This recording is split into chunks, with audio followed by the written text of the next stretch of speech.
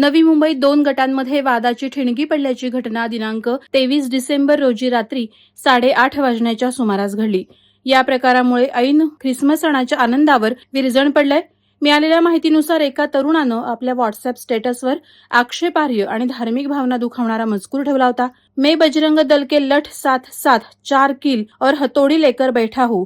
अगर किसी ने ख्रिसमस की बधाई दी तो यही कील ठोककर ईसा मसीही बना दूंगा. अशा आशयाचा हा स्टेटस मोठ्या प्रमाणात व्हायरल झाला.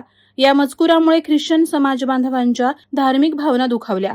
या प्रकारानंतर संतप्त झालेल्या काही ख्रिस्त इसमांनी संबंधित तरुणाच्या दुकानात घुसून जबर मारहाण केल्याची घटना घडली.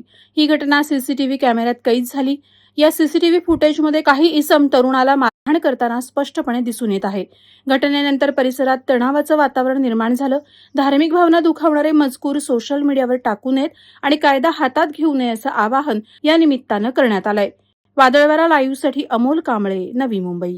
नवी मुंबई व रायगड जिल्ह्यातील ताज्या बातम्या आणि घडामोडींसाठी सबस्क्राईब करा वादळवारा लाईव्ह चॅनल आणि दाबा बेल आयकॉन.